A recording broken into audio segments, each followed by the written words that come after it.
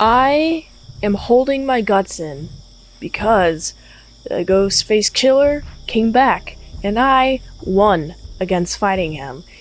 Even though I'm pretty badly injured, it's okay. I got him. He is the ultimate loser. I'm Salad and I saw Scream 3. It's directed by Wes Craven. I'm craving another Scream movie. Ha! Got him anyway. So yeah, fun movie. Man, I heard that Jay and Silent Bob were in this, so I was very excited to actually watch this. It's very exciting, you know? It's hard to contain my excitement, just like it's hard to contain my guts right now. Alright, so the movie starts with a lot of spoilers. If you haven't seen this movie came out like 22 years ago, so that's dating this, but it's been forever. Go watch it. You have to. Alright, the movie starts. Remember, Cotton, yeah. Man, Cotton's a big old celebrity, because Sydney's like, oh no, I don't want the fame at all. I'm going to be in witness protection, and be alone, and sad, away from everyone. And Cotton gets all the big press about it. He's like, oh, I'm driving in the car, vroom vroom, pictures of me everywhere, and then ring ring, hello? Hey, I got your girlfriend, I'm about to stab her, answer question, I'm gonna kill her. Well, that's the wrong answer, and then murder, death, kill happens. Cotton is there. There's a whole fake out where it's introducing that this killer can replicate people's voices, which is really scary, because the killer is like using Cotton's voice, I'm gonna kill you, woman! And then the fun thing is Cotton comes in, the girlfriend doesn't trust him, and then they both die. And also, there's another movie. It's called Stab 3. That's coming out as well. Stab 1 was the last movie. Stab 2 was such a big old success that they just had to make a third one. And fun stuff, such as, hey, Gail's here. Gail's on set. Dewey's the production assistant manager guy. He's here to look over, he's more like reference, rather, and he's also there. Now, people don't really like the media. It's closed set.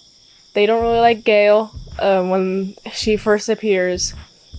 Dewey's in another relationship, so it's like, oh boy, this is spicy things are occurring. It's pretty amazing how that works. You also get Sydney being a recluse. Her job is to be, the other end of the suicide hotlines or those abuse hotlines. I think it's an abuse hotline. And pretty much Sydney is there taking calls. Well, my boyfriend hit me. Okay, cool. It's sad that your boyfriend hit you, but she's there to help. So that's her job. That's pretty neat. I like it. And also, what I also liked is the fact that, there's a cop-a-rooney guy. There's a cop guy that is there too. There's two cops. And also I should mention that in like the beginning of the script, you got Sarah. She's reading the script like, oh man, on page 15, my character's supposed to die. And like in the movie, she dies on minute 15. And I was like, whoa, man, oh my goodness, it's awesome. I'm so happy that they managed to have her die in the 15th minute. And also, she dies in the 15th minute of Stab 3. It's incredibly meta. I was like, yeah, awesome. They do that joke later too. Until they get to the house, where it's like there's a subversion coming. They get to this mansion. The killers like lured them there. And it's like the 5 of them. And then there's a fax machine. He goes over to the fax machine. He's basically rewriting the script. He's basically rewriting what's there, what's happening at that situation. It's like, oh yeah, the killer.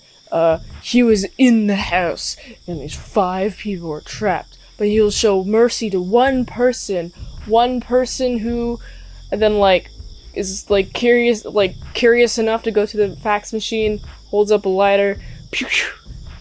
Show mercy to the person who smells the gas, and then BAM! Kablowie! You know what happens? Big explosion. The house explodes, everyone rolls down. Oh man, that was a really cool house too. Not the house, whatever shall the people do? I don't know. What I do know is that, the killer is going to get them. And also, there's guns involved. Dewey is there, has a gun. Also, Gale is there. Dewey's really quick on the trigger.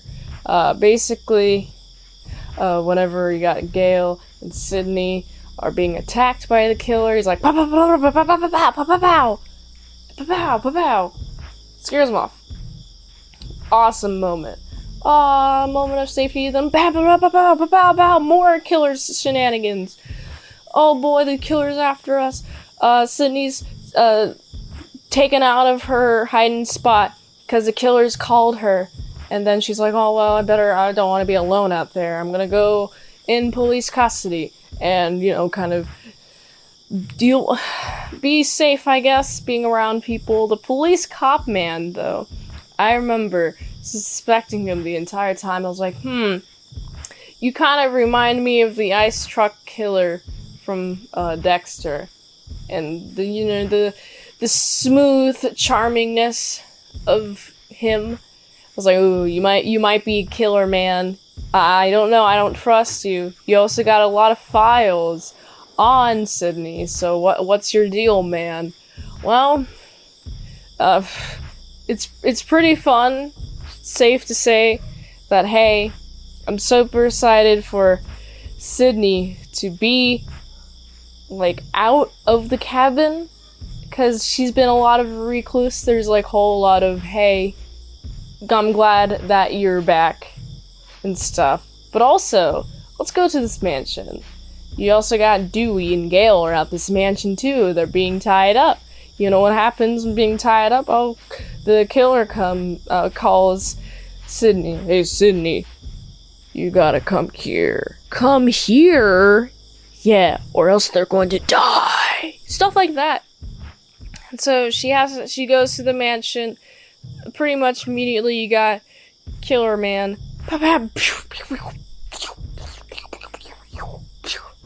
Well, that's the sound of a lot of stabbing, if you couldn't tell.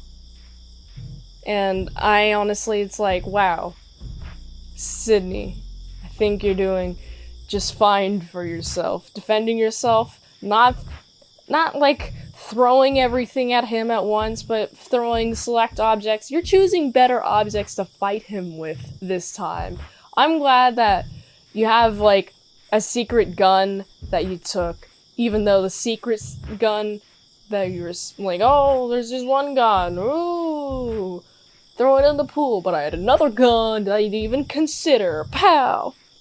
And basically getting the killer to be, gunned. The killer gets gunned, and everyone's like, oh, save me from this captivity. Sydney saves them. But then it's like, don't y'all know that the killer always gets up? They literally forget that, and the killer gets back up. It's like, oh boy. The killer has time to chase Sydney into her room, where she has to find this secret escape passage that's pretty cool. It's creepy. You got stuff happening, such as a one-way mirror. That's I don't want to think about that. But also, more fun stuff, such as, this whole entire room. Just secret room that can be locked, and then the killer can be in there with her in the room. And she's, fighting off the killer. And then, guess who's the killer, by the way? If you couldn't tell, it's the director of Stab 3, and turns out that the director of Stab 3, Roland, I'm gonna call him that now. Roland, he's half-brother of Sydney, because he's a rape baby, and the mother, Marlene, is like, no, I don't want to be, raising you. Basically, tried to reunite like 4 years ago. She's like, no way, go away. And then he became very jealous and just started looking up a lot about Sydney and what is going on, and started all this stuff. He's the cause of it all. Also, I should mention, Randall does come back because he has pre-recorded a tape that's like, this is a trilogy we're dealing with.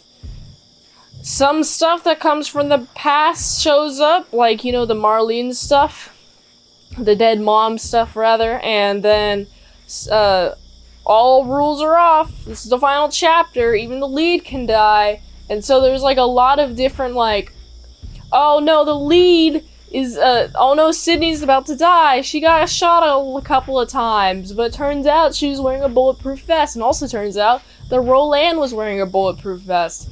And then when he got, like, stabbed, it didn't actually stab him. Instead, he got back up, and good thing that Dewey is quick on the trigger, because bam, bam, bam, bam, bam, but, like, he's not dying. One through the brain. Dead. It's like, you should have done that in the first place, Dewey, but it's okay. I understand. You just want to not die. And also, now that you're not going to die, you're going to propose to Gale, which is very sweet. I'm like, yay! Open the book.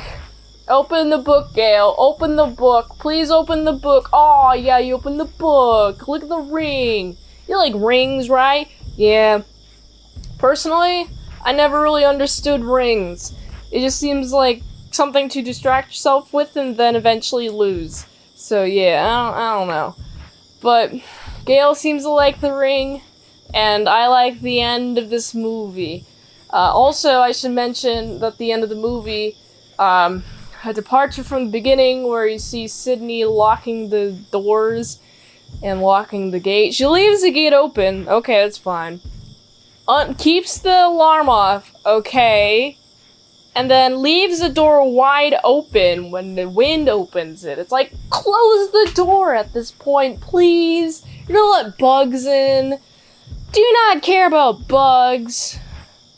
All I'm saying is at the end of the movie.